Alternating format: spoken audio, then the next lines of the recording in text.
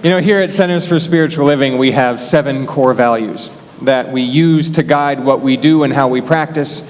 Those 7 core values are love, healing, oneness, abundance, spiritual growth, service, and diversity.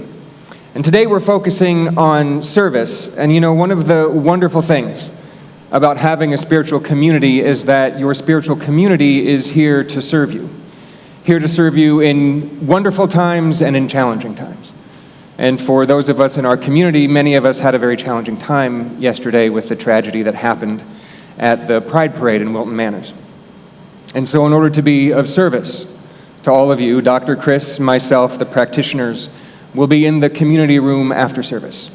If you need some compassion, if you need to talk, if you need some healing, some loving, if you need just to process your experience with other people, please make sure to join us after service for that. You know, the thing about service is that it can always be an answer. Whether we find ourselves in an experience of joy, taking that in service, bringing that service to others, sharing that joy with others can have such a positive impact.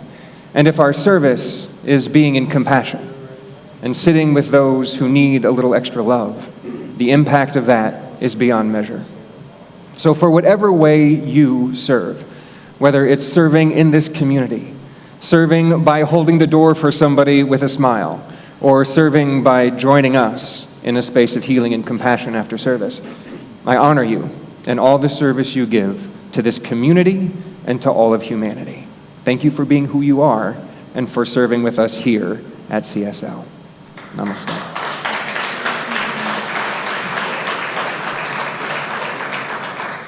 You can always tell when a person has reached a certain level of maturity in their spiritual growth. There are actually 2 characteristics of the truly enlightened. First is a growing sense of compassion. Spiritual masters are compassionate.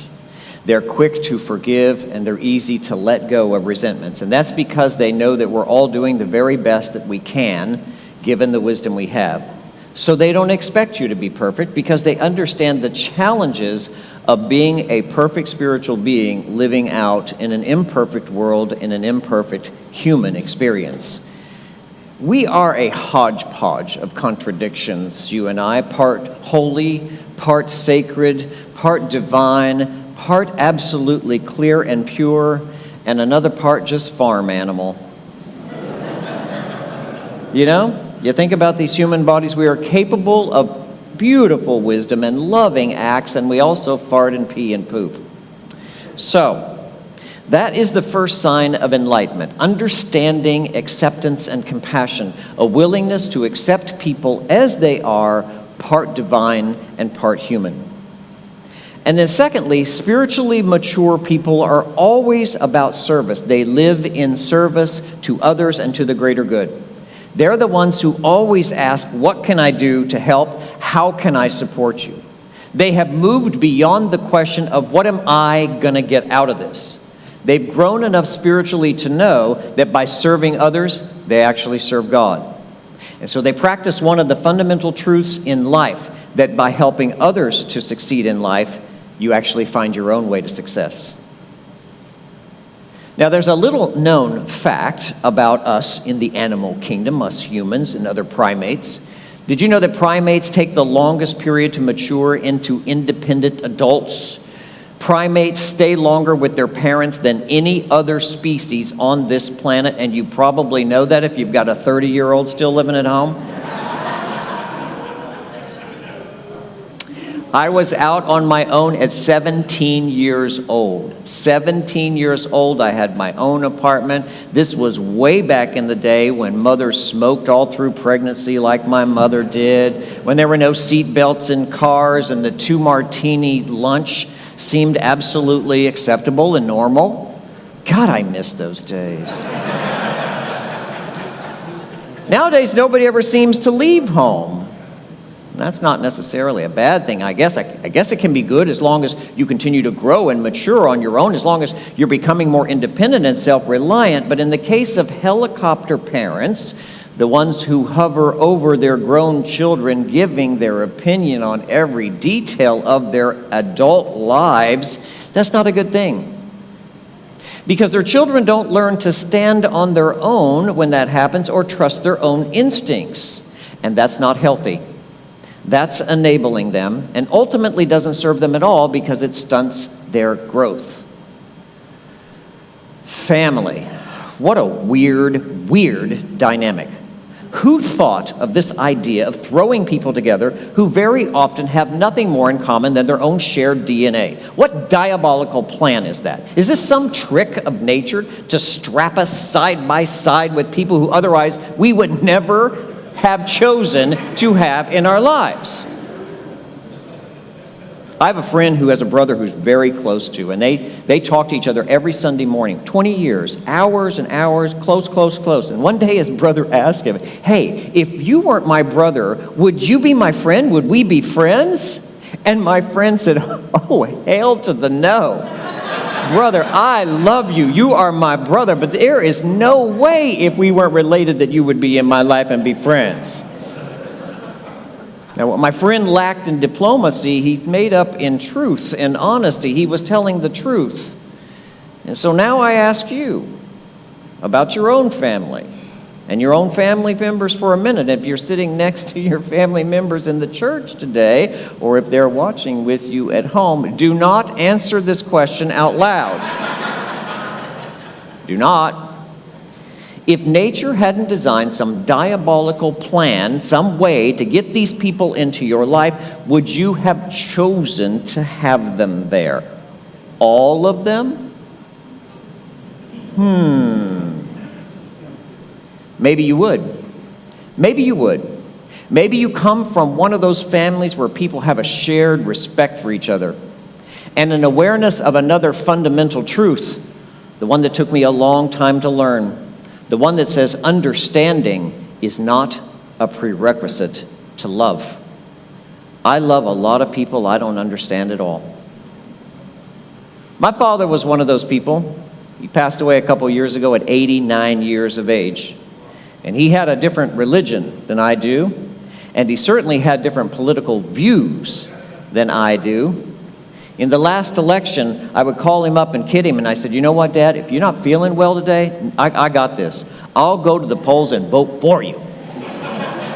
Don't worry, I got this. You don't even have to go vote. I'm going to do it for you." And he would just laugh and say, "No, son, I think I'll be able to make it myself this year." I never understood my whole life how he could believe what he believed. I certainly never understood how he could have voted the way he voted. But you see, understanding is not a prerequisite to love. And so I loved him anyway. And maybe that's what it's all about. Maybe it's not about the Norman Rockwell painting of the perfect family. Maybe the plan is to put us with people who don't get us, and maybe we don't get, to throw us all together in some common circumstance and story so that we can learn to respect our differences and help define each other's character and love each other in spite of all the reasons we have not to love. Here's another truth, one I've never shared with you before. I want you to think about this week and how it applies to life in general. Here it is. Listen up. Everything that exists in the physical realm, in the physical world, is a mere fraction of something that exists already and even pre-exists in the spiritual realm. And sometimes the things that are in the physical world are just a cheap facsimile. For instance, the idea of home. In the physical realm, home is a structure. It's a place of shelter for your body. It's a house. And it may be filled with people that you love and relate to, or it may not be. And when you go home, you might find peace and calm there, or you may not. Maybe instead of being welcomed home each night by people who love and respect you, you're greeted at the door with anger, upset, and drama. Maybe instead of the sanctuary that it's supposed to be to provide you from a world of hardships, a safe place for you to regroup and gather your strength, your home is filled with people who don't support you at all. But in the spiritual realm, home, your home in heaven, if you want to call it that, is a place of peace. A place where you are loved and accepted unconditionally. Your spiritual home is sanctuary. It's a place of comfort, a safe place where no harm can ever befall you, a place where no harsh words are ever spoken and kindness is shown to all. Your true home is with spirit, and your house address on earth is just a facsimile of that. And so you see, in our hearts, we know what home is supposed to be like. We know it's supposed to be a place of love and laughter because our soul remembers where we come from. But our human attempts to recreate this in the physical world don't always match what in our hearts we know they should be. Sometimes homes get broken, and people stop loving each other, and children get hurt. And the outer picture of home doesn't match what's inside our hearts and what we know it's supposed to be. People get divorced, families break up, and our failed attempts to create that safe, loving home that lives in our hearts with each other here on earth frustrates us.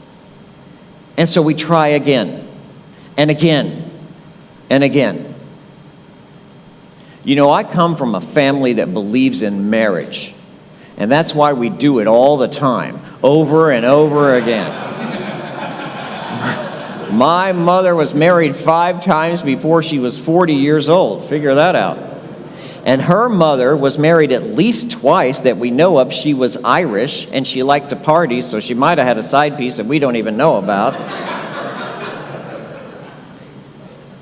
I come from a colorful family, a long line of eccentric people.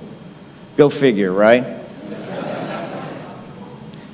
So we try, and sometimes in vain, to recreate in the physical world that which exists in the spiritual world.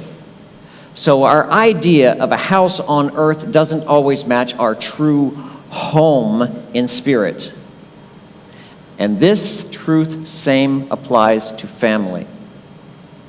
If your family of origin are people who know how to accept you and love you as you are, even if they don't fully understand you, if they can love you anyway, then they are your true family.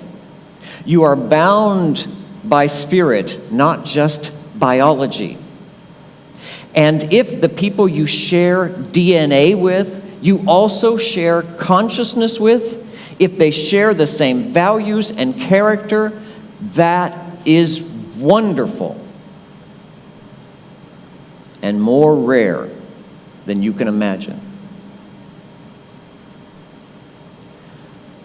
But sometimes the biology we share with our family members is just about the only thing we have in common. And if you're like me and you come from one of those families that didn't get you, just didn't get you, by now you have grown accustomed to the questions that those people asked. Questions like, why aren't you more like your brother? Why can't you just be satisfied with what you've got? Why do you have to ask so many questions? Here are the answers to those parents who ask those things. I can't be like my brother because I'm not him. God has made me as a unique, independent individual. I will never be satisfied with the status quo because I believe in the abundant nature of life and the givingness of love to its creation, and so more will always be available. And I ask a lot of questions because I don't want to get too comfortable with what everyone else accepts as true. I have to find my own road to truth. If your family of origin matches you in consciousness and character, then care for them. Find ways to encourage and support your brother, your sister, your parents, your cousins. Love them, even though you may never understand them. Give them every chance to be forgiven, and take every opportunity to share joy and laughter together, because life is short. But if your biological family does not match you in consciousness and character, if instead of loving you, they abuse you, if instead of supporting you, they reject you, then please do yourself a favor. Get the hell away from them.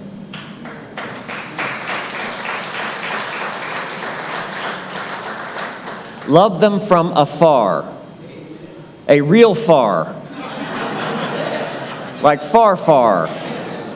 As far away as you need to get to be able to turn back and see those people as you see yourself, as another opportunity for God to express its love.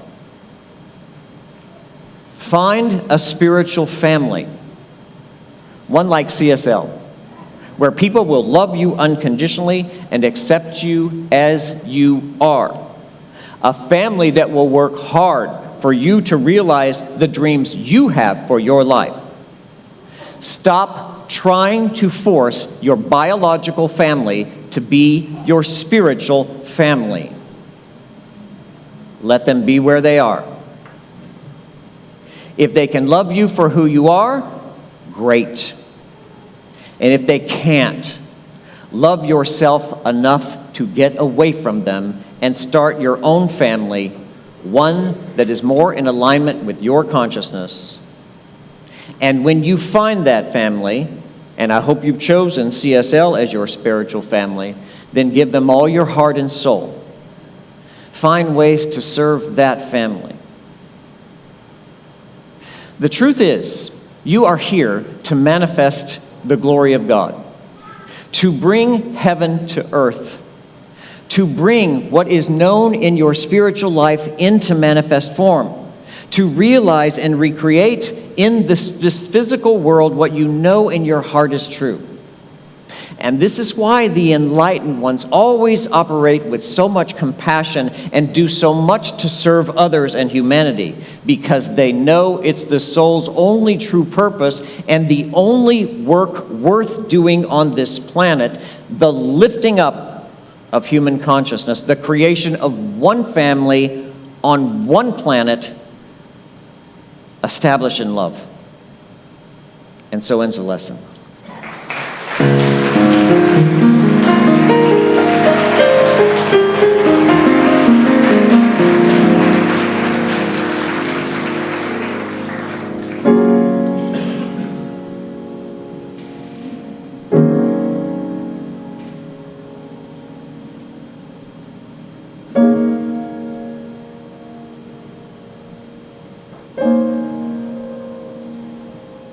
In every relationship, physical or metaphysical, there is a time to speak and a time to listen. Health is maintained in relationships by doing both. You have a relationship with your Creator. It is constantly guiding you with invisible hands toward that which serves the greater good for your life. It will guide you if you listen. It will guide you if you stop talking long enough to hear the gentle, sweet voice of Spirit. Let's do that together now.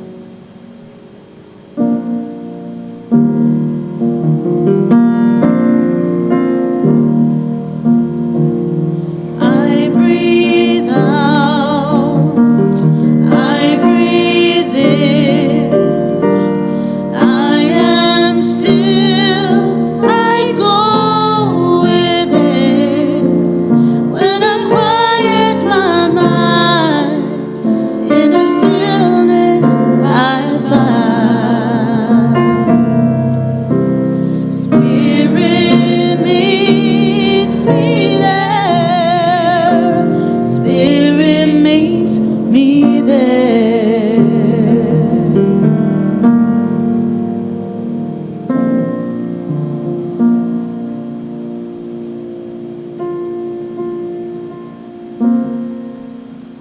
As we move into this world seeking our good, the ego says, go get it, make it work, man up, strategize it, create a plan.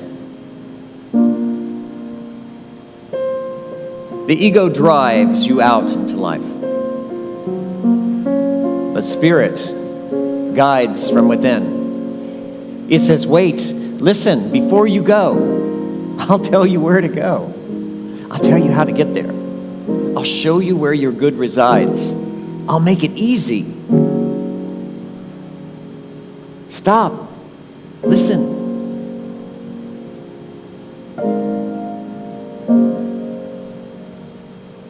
We have never been abandoned by our Creator. God is not an external deity. It's an indwelling presence. The presence of love in our hearts and joy. And if we stop and we listen, it will guide us directly to the highest possible good we can imagine for ourselves and for all those we love. So let's stop and listen now.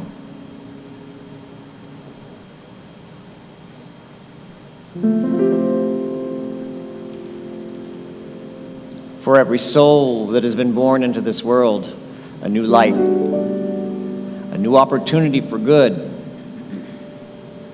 a new experience for genius and compassion and love and joy. And that's what Maverick brings to us today. God's decision that life continues. The promise of a new day where we lift people up, not put them down.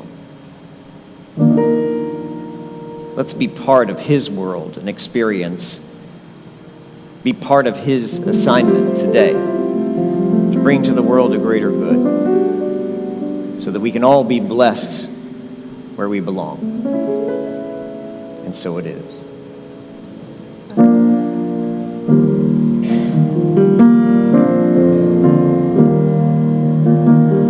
I breathe out, I breathe in, I am still, I go within.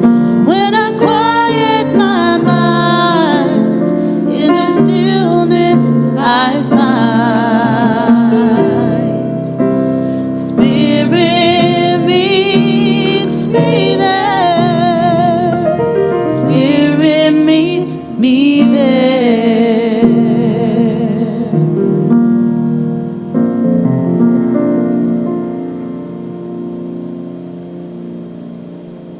So, we close our service with our closing affirmation and prayer. And if you're like me, you've got one of these. And if you're not, just look at the screen and say it with me aloud. Are you ready? I honor and celebrate the divine masculine in everyone. Let's know this together.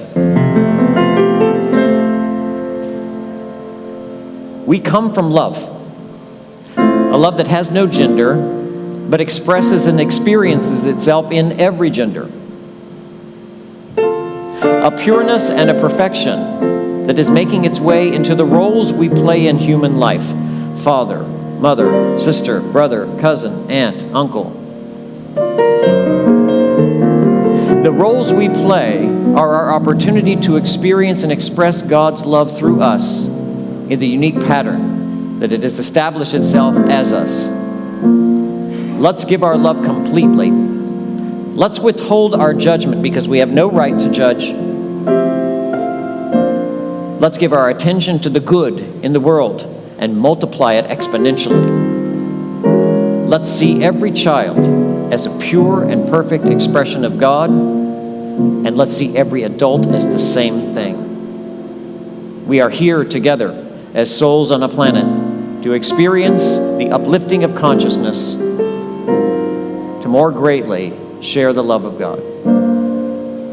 Let's let that be so today in gratitude. And so it is. We'll see you again next time here at CSL, 10:30 a.m. Eastern, and also on Facebook live stream. Have a great week. Thank you for watching, and thanks for supporting CSL. If you'd like to know more about us, check us out on our website or social media. Blessings.